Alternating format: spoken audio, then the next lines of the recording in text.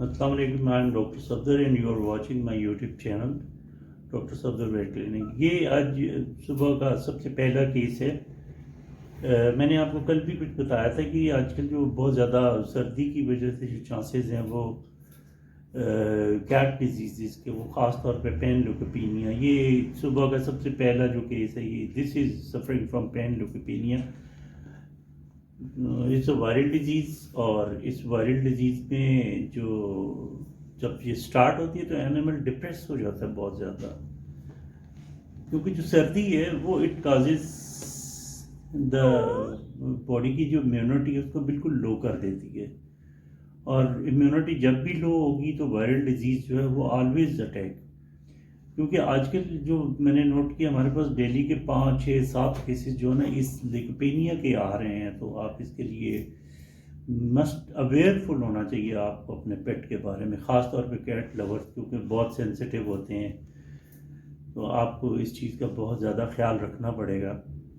सबसे पहले इसकी वॉमिटिंग स्टार्ट होती है, हाई टेम्परेचर होता है, फिर ग्रेजुअली पानी की कमी की वजह से बॉडी में टेम्परेचर जो है वो उसको डिक्रीज़ हो जाता है, और वॉमिटिंग जो है ना बहुत ज़्यादा वॉमिट, यानी जो सबसे ज़्यादा परेशान कौन चीज़ होती है ना, वॉमिट होती है। तो वॉमिट बिल्कुल नहीं रुकती। This is the best sign जो इसमें हम मोस्टली डायग्नोज करते हैं, मतलब ऐसे प्रीएम्पशन के तौर पे हम लेते हैं कि यार इसमें ये हो सकता है। तो वॉमिटिंग जो है ना वो is a very important factor in this disease, और उसके साथ जब 1-2 दिन गुजरने के साथ साथ अगर आप उसको प्रॉपर ट्रीटमेंट ना करें तो जो उसके साथ वॉमिट के साथ मोशन भी स्टार्ट हो जाता है, ब्लडी मोशन होती है, यानी कि खून आना शुरू हो जाता है। तो उस वक्त जो है ना बहुत मुश्किल हो जाता है, क्योंकि ये जो वायरस है ये इंटेस्टाइनल को इफ़ेक्ट करता है, बोन मैरो को करता है, लिम्फ नोड करता है। जो ज़ाहिर है लिम्फ नोड को जब इफ़ेक्ट करता है तो इसकी इम्यूनिटी डेफिनेटली लो हो जाती है।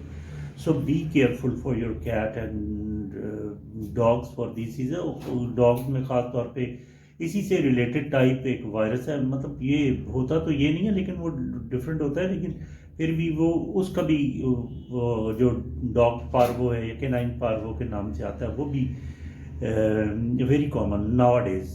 सो सबसे पहले तो इसका जो है इसको ट्रीटमेंट तो बड़ा मुश्किल होता है, लेकिन उसको हम इसकी सेकेंडरी इन्फेक्शंस और इसका रिहाइड्रेट करना और इसकी मैनेजमेंट बेहतर करना, ये एक इम्पॉर्टेंट फैक्टर हैं जो हमें करने पड़ते हैं।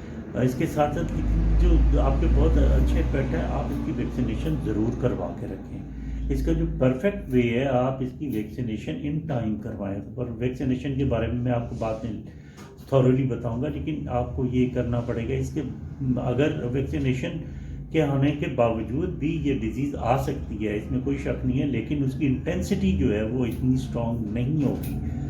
सो इम्पोर्टेंट इज़ कि अगर आपका पेट आपको बहुत प्यार देता है तो आपका फ़र्ज़ बनता है आप उसका ख्याल रखना, उसकी वैक्सीनेशन कराना, उसकी मैनेजमेंट अच्छी करें, को गर्म रखें, की फीड का ख्याल रखें, और ताकि आपको किसी डॉक्टर के पास जाना ना पड़े, क्योंकि एनिमल जब बीमार हो जाता है तो उसकी मैनेजमेंट करना बड़ी मुश्किल होती है एज़ कम्पेयर टू कि जब वो हेल्दी है और उसकी वैक्सीनेशन उसको लेके जाना।